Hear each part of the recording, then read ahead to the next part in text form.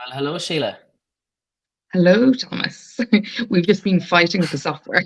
We had a good fight. We softened off, and now we're here. Um, okay.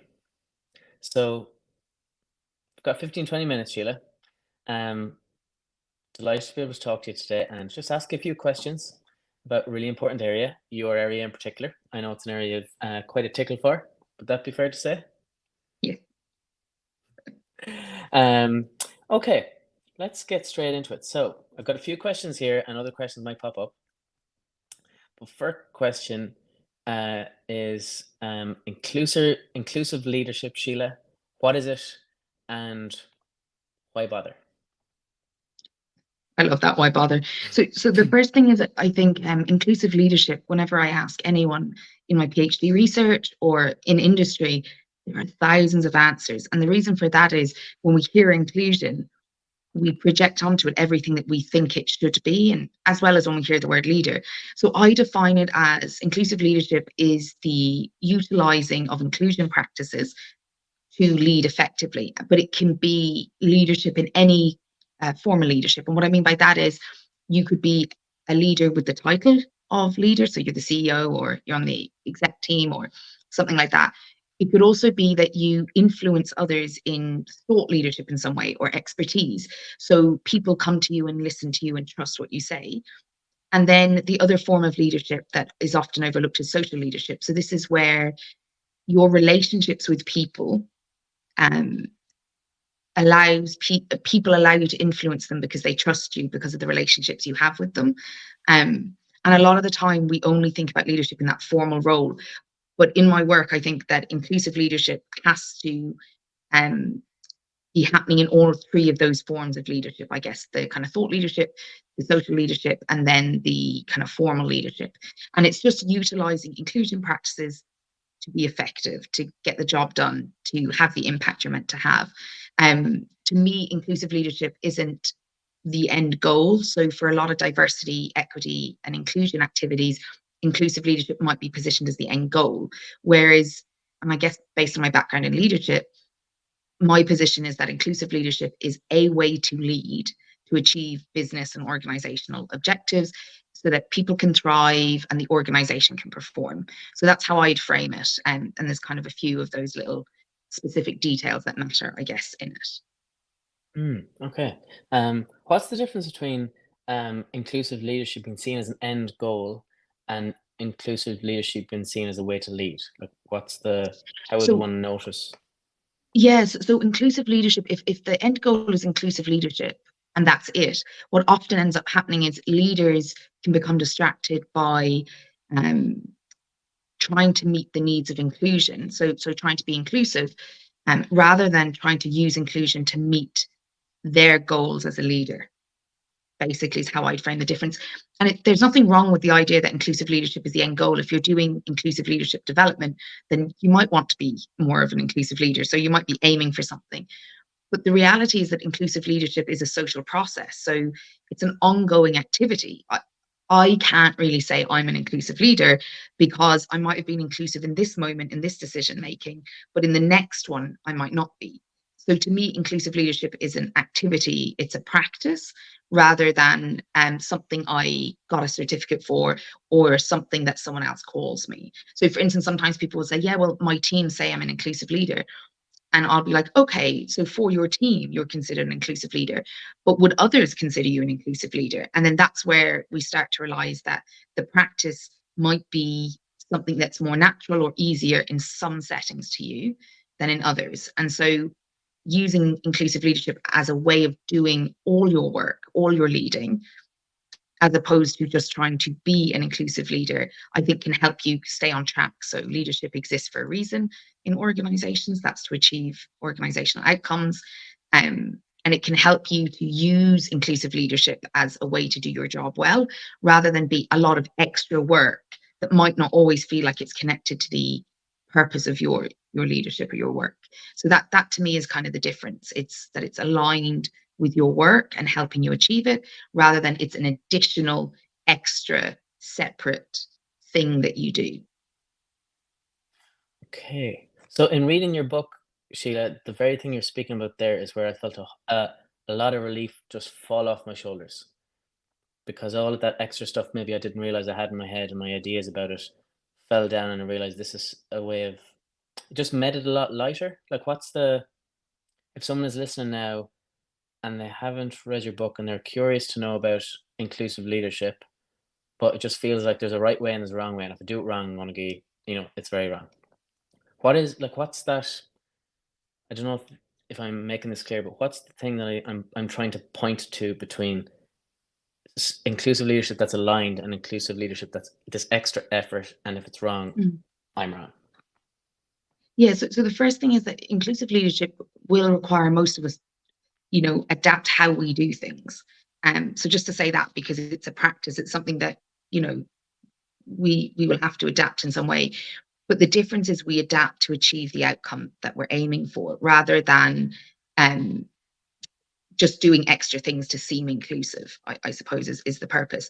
I think your point about that relief comes from the difference between placing inclusive leadership as like a moral should, and that you should either be it or not, to a practice that everybody can choose to engage with wherever they are in their career or in their organization, but that it's very practical, and it's not about being worthy or unworthy or good enough or not good enough. It's actually about making the choice to use these practices so that how you lead can be more inclusive. And also, a lot of the title of the book, Inclusive Leadership, Navigating Organizational Complexity. The reason that navigating organizational complexity is there is because inclusive leadership is not a one size fits all. And when we try to teach it that way or apply it that way, people end up overwhelmed with a list of extra things to do that might not feel connected to their own day-to-day realities or work.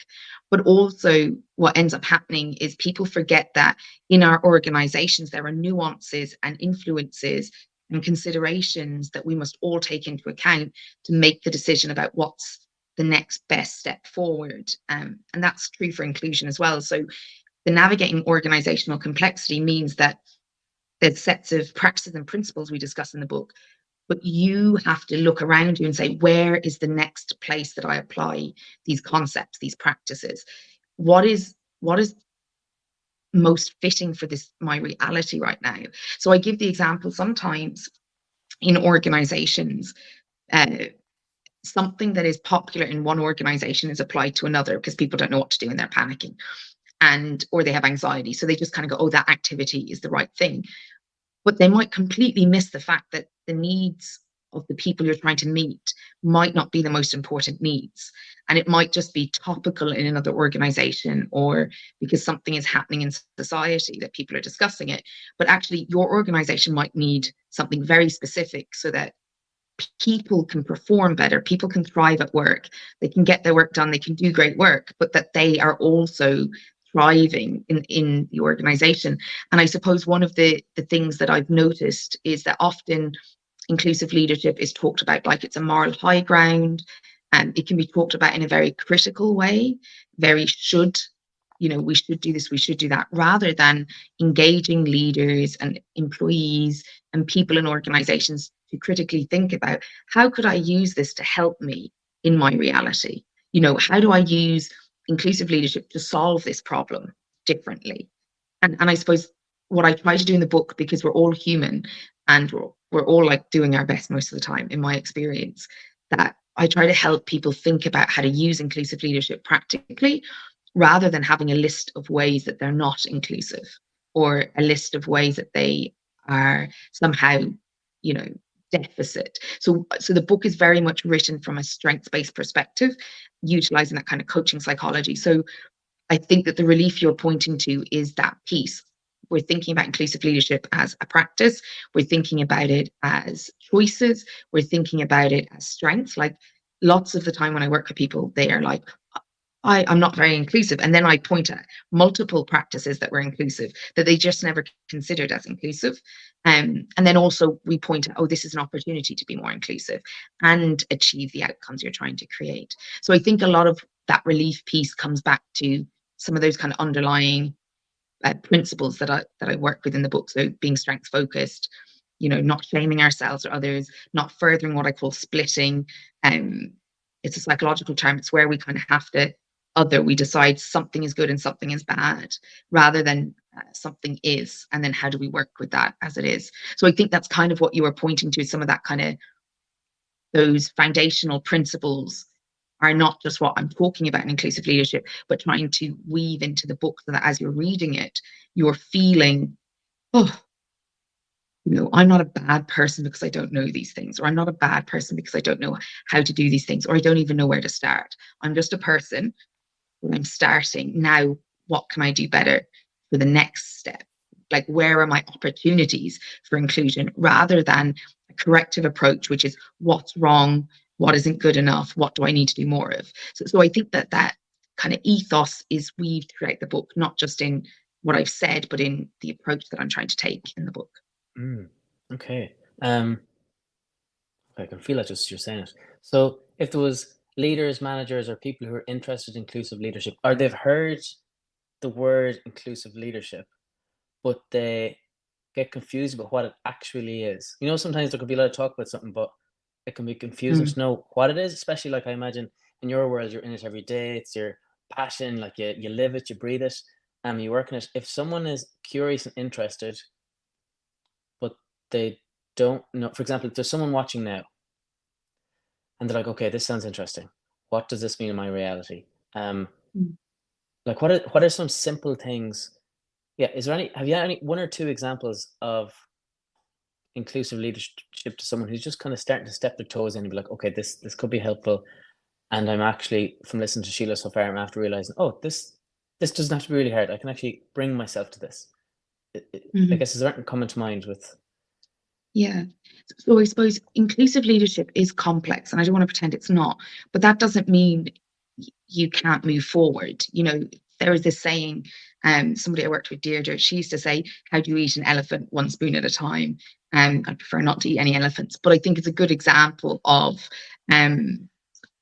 inclusive leadership does mean loads of things, and there's multiple layers, but what we can do is start to alter small defaults that we have so that we can use inclusion to get better results. So for instance, a lot of the time when I'm working with people and they're making decisions about something, I might say to them, oh, did you ask somebody that? Like, did you ask anybody? Oh, no. Well, if you did, that would probably be the starting point for more inclusive experience, because somebody would give you information that you could make a decision on, rather than you thinking you always have to have the answers. The other thing is, it's a bit of a concept, but rather than thinking individuals perform individually, so thinking that your performance is solely down to you, or that anyone in your team or anyone you work with, thinking about performance in organizations from a collective perspective. So what is happening in this team or in this group that is supporting people to perform? What is happening that might be limiting people's performance? And so for me, it's not necessarily about kind of like putting the word inclusion on it, or even talking about diversity. It's really about saying, okay, how do I include more so that we can get more robust, more rich results? And one of the things that I say to everyone is, inclusion is everyone's business for one main reason. We all, and especially in organizations, we all need to be included to perform at our best. For us to thrive, we don't want to be wasting energy on not feeling like we belong or hiding our uniqueness. So inclusion is everyone's business in an organization, because it's directly related to how people feel at work and behave at work. And so you don't need a leadership title to bring inclusion to life. You can just start to include people, to consider things you haven't thought about before, to do things with others and not just looking at it individually. So first of all is, you can ask people questions rather than assuming answers or making decisions. The second thing you can do is you can think about performance in a team kind of environment perspective. So you might say, oh, our team is underperforming, or, oh, I'm really struggling to perform, or, we're not meeting these deadlines. Rather than just internalizing it about individuals, you could ask, what is happening in this environment that we could improve to help others perform. It doesn't mean that individuals aren't also responsible, but it means that we're thinking about the environment together so that we can think about what might be a way of supporting performance. And then the other thing I would say is, you know, if we were being inclusive, what we're doing is we're managing our power. And I talk about it in the book. There's a whole lot on it in the book. But what I mean by managing our power is we're not just always feeling responsible for delivering. It's always up to me individually, or I must always have the answers, or I must always be the smartest in the room. What we're thinking about is, how do I share power? How do I leverage the wisdom in this room of more than just myself or just an individual?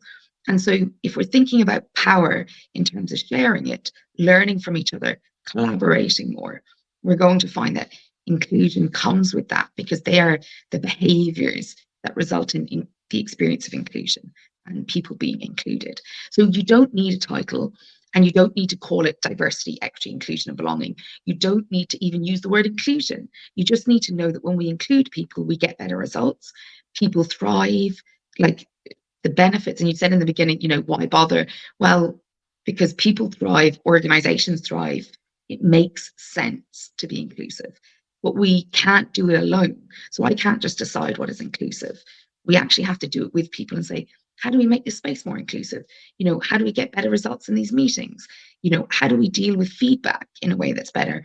How do we attract better talent? How do we retain our talent? Like, inclusion and inclusive leadership is all about helping individuals and organizations to thrive. It isn't about ticking boxes. So you don't have to use the word inclusion or inclusive to be inclusive. You just need to be thinking about how you can be more inclusive. Do you feel that there's people who might have listened to what you just said and feel like a huge amount of relief, like, oh, great, I don't have to have the words on the wall, I can actually just do it in my day-to-day behavior? I hope so. I suppose my aim is that inclusion is not even a decision, it is a practice, and it is built on some principles. And there's 13 of them in the book. My aim is that you could read the book and you could go, oh, that might be a more inclusive way to do it. And like, even though I wrote the book, I'm not telling you what is inclusive, because what is inclusive will differ in different environments. The point is that everybody could pick it up and go, oh, that's an opportunity for me to improve my performance in some way, or improve my work in some way, and include people. So I'm hoping that people feel relief, but also inspired or motivated to focus on something, to make a change. So I would just say, it's not about big grand gestures. It's not about telling people you're an inclusive leader. It is actually about you using inclusion to help the people around you thrive and to achieve your responsibilities in your role at work. And nobody is an expert in it, right? You can know about the topic all day long. The practice of inclusion is an ongoing thing. The amount of events or engagements that I've engaged with that talked about inclusion while not practicing it is vast, which is one of the reasons that kind of prompted me to do the book. But also, I myself am in a room and somebody says, oh, this would have been a more inclusive thing to do. And I'm like, oh yeah, great thing. Let me make a note of that. I've learned something today. I can use that. This is not about perfecting. It is not about doing everything right now. It is about making better choices today that can become your default, so that tomorrow you can make better choices because your defaults have improved. So it is about, and I guess maybe it's my coaching background or kind of org development practices, change happens over process and over time and over practice. And my focus is on helping actual change, while acknowledging that organizations have different contexts, and you can't just decide something is or isn't inclusive. The context has an impact on it. The system has an impact. And so, yeah, I hope people feel relief, but I also hope that the relief gives them room now to practice something rather than to lay back, put their hands up and say, I'm done. Yeah. Yeah, I hope that makes sense. Yeah. Would you say that your book is an invitation to evolve? That your book is an invitation to evolve, as opposed to this, okay, it's like what you're saying about there's no expert as such. Like, what am I trying to say? What I'm trying to say, Sheila, is, I guess from reading your book myself, I really felt like, oh, where I am is good. and there's information here that can help me improve. Versus, sometimes you can read books and it just, I don't know what it is. Sometimes you feel like, oh, this is the expert, and I need to do all those things. Like there's, Yeah. what is it about your book that that you feel would be helpful to people? Yes. So I think we had this conversation when you read like one of the very early drafts. It is an invitation, but it's also, and I say this in the beginning, I'm giving you things to think about. I'm not telling you what to think.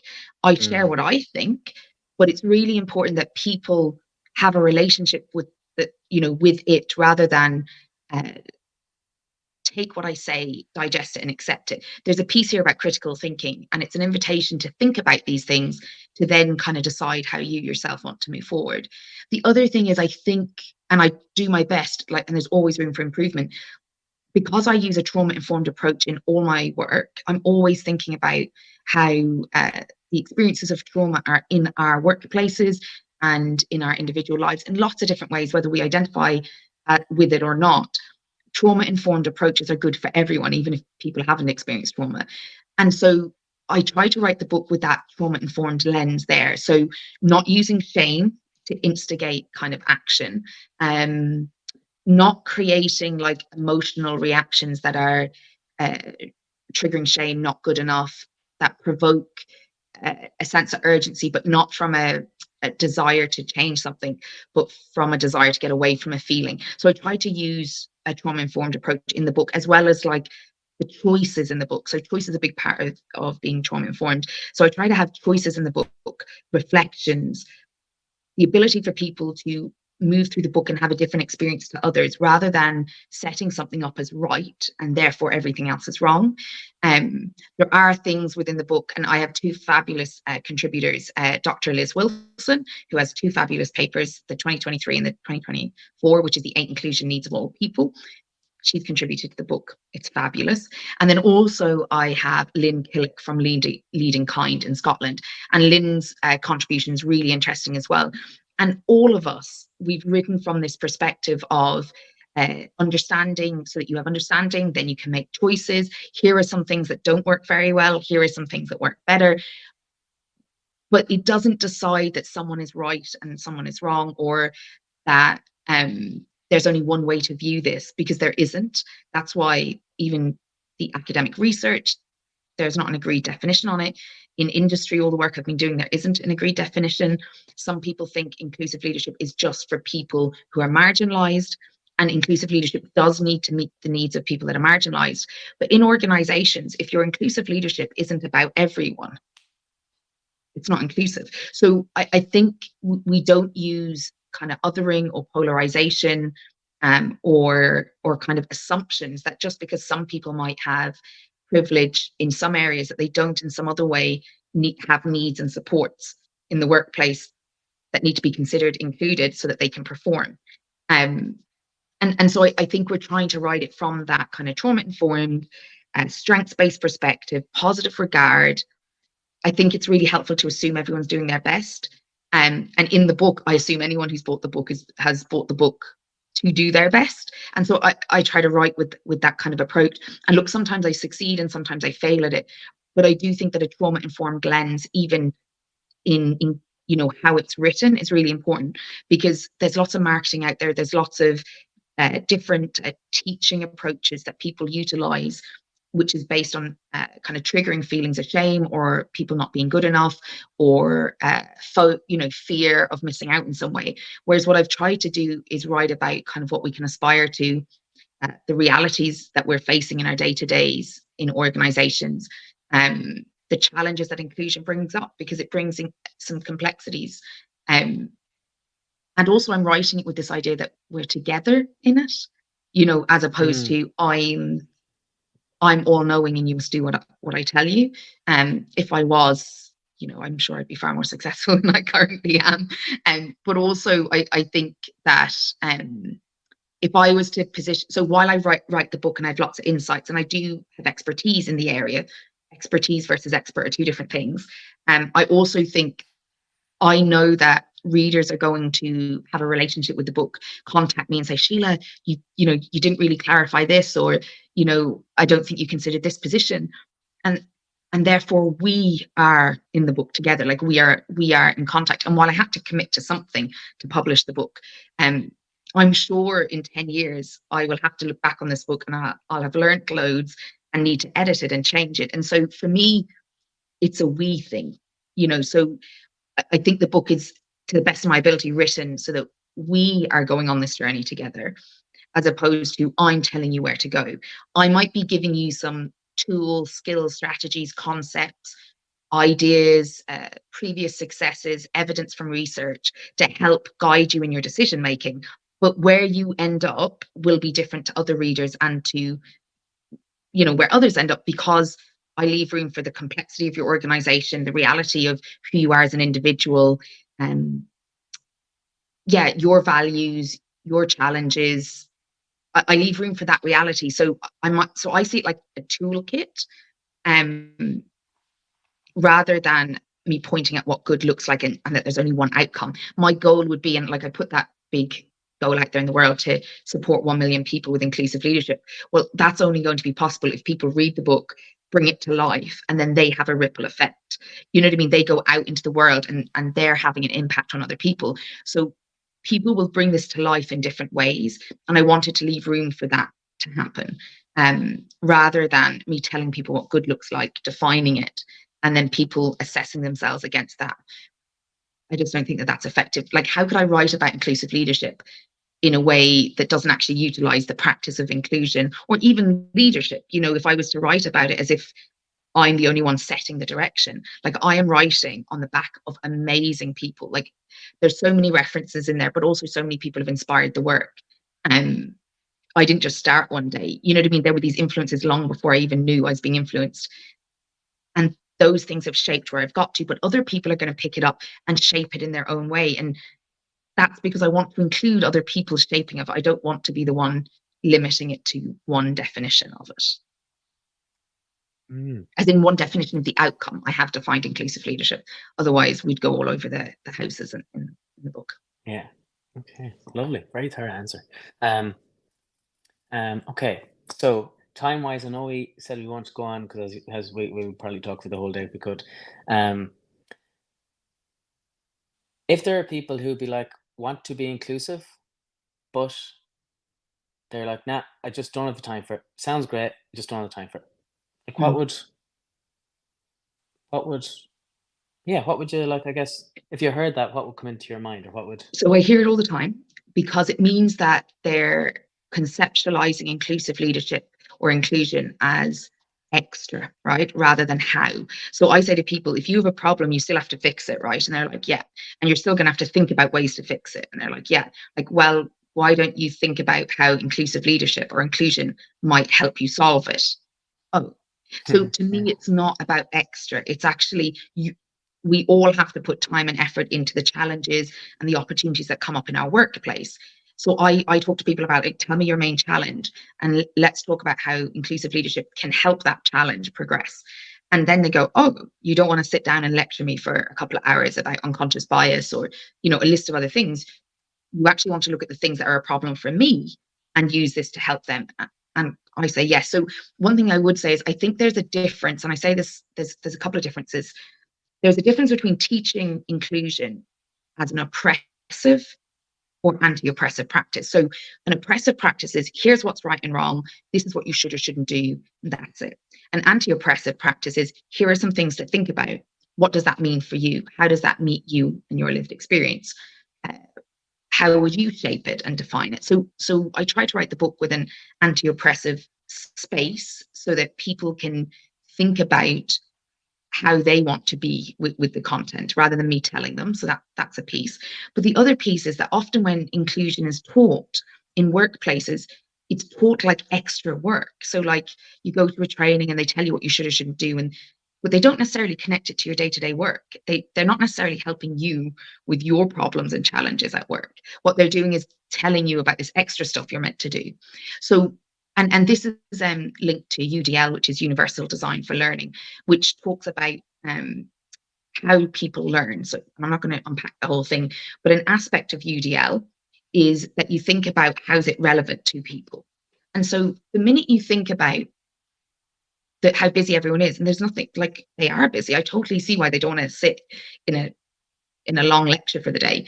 Um, what I talk about is, how do we use this to help you with the things that cause you challenges or take up your time, or the goals you have on your table already? How does inclusive leadership help you do your role and work better? Because you're going to have to put time into it anyway. So let's make it part of the solution rather than a separate piece of content that you must go and learn about that feels like it's not connected to your work. So one of the things I would say when I work with leaders, even before I use the term inclusive leadership, it's really funny when you start using the term, people think you're not talking about effective leadership. But I would work with leaders, and a lot of the problems they had were better solved by an inclusive approach. So what I mean is, like, people would say, I'm having employee engagement challenges. And I was like, okay, how are you solving them? And they'd usually just be using something, a certain approach. And I'd say, well, if we used, and I didn't use the word inclusion necessarily, but if we actually got good feedback, or we thought about what people's needs were, or we discussed things with people before making that decision, we might get a better quality result.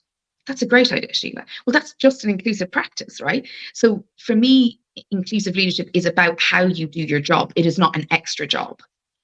You can do it and not be inclusive, or you can do it and be inclusive. And we know from the research that when you do it and you're inclusive, you're going to get richer results, better outcomes, like the benefits just go on and on. So inclusion and inclusive leadership is part of your everyday problem solving, goal setting, achievement kind of orientation.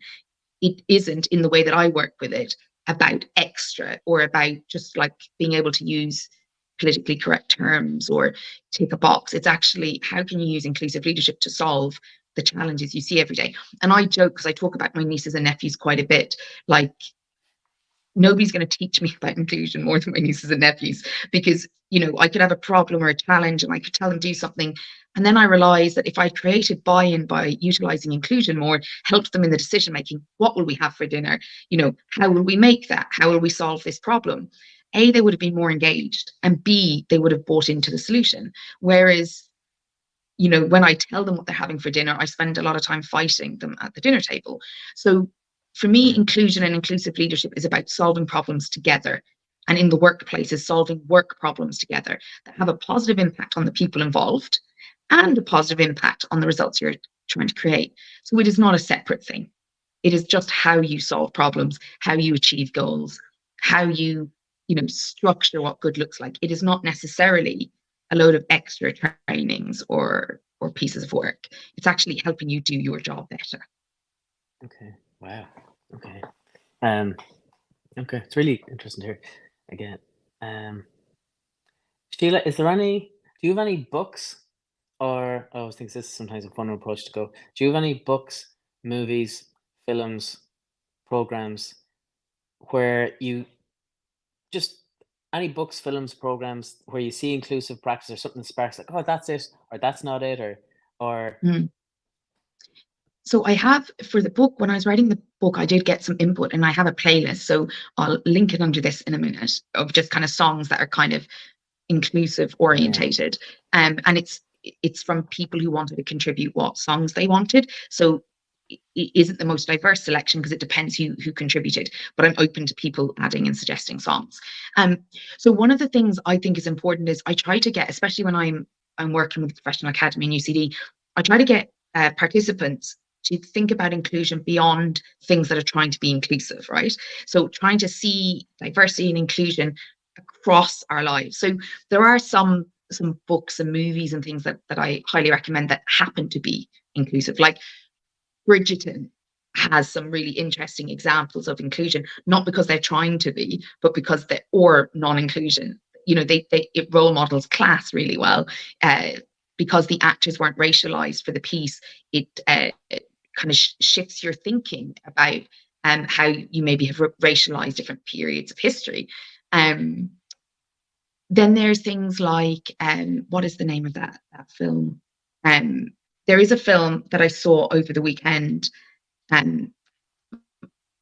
Reindeer, I think, or My Reindeer. It is, trigger warning, it's a very difficult piece to watch, like very difficult series. It's on Netflix. But what it does is it uncovers some very different experiences that people have, from abuse, stalking, grooming, low self-esteem. And a lot of people, when they think about diversity and inclusion, they don't think about the multifaceted nature of human beings. They just think about identity. And while identity is an important part of it, I find that different films like that can kind of get you to think differently, which is an inclusive practice. Then there's also things like the film about Ruth Ginsburg, which was one of the, I think she's the first female Supreme Judge in the USA. And her life story is quite interesting. There's also Hidden Figures, which is brilliant, about contributors in NASA who were, I think they framed it as people of color, is how they frame it in the film, who were just written out of history. And it just shows you some of the, examples of their lived experience, but also the examples of the contributions they made to history that we know nothing about. And I think these kind of things are really important, that we're not just looking at inclusion movies, as in the movies that are trying to demonstrate inclusion. They're helpful, but I think we need to go beyond it, and we need to look for where examples of inclusion or exclusion are visible in our media experiences without necessarily them trying to highlight it. It's just, it's in the movie that we're watching. And then recently I heard about, I'll put some links below because I'm having brain fog now. I'll put some links below so that you can go and see, check out the films and see your own thoughts on them. And so can listeners. But there are quite a few films that can be quite helpful to get you thinking about inclusion in different ways, but they haven't been written with inclusion in mind. Okay. Okay. So, okay. Do you feel time-wise we're at a good time? We need to leave it because I now have 4 o'clock. So thank you, Thomas. I really appreciate it. I will follow up with the links and stuff. Okay. And last thing, if someone's watching, where can they get your book if they're interested? Thank you. So if you go to my website, SheilaWalsh.com, SILE Walsh.com, and you go to the book, you'll be able to get a link to buy the book. But also there is a, because I know people were separating the idea of effective leadership and inclusive leadership, there is a kind of sneak peek into the 13 effective inclusive leadership practices and principles, where you can see kind of a sneak peek of what I've written in the book, but it's also slightly part of some of the stuff you brought up. Those practices and principles represent some of those underlying kind of pieces that I utilize. So they can also download that by going to my website, because it's on the top banner. You can actually sign up and download that straight away, so you can get a sneak peek into those practices. Okay, brilliant. And I look forward to hearing more as well about your book launch on the 18th of March, or May, 18th of May. Thanks a million, Thomas. Take care. Okay. I'll talk to you soon. Okay, take care.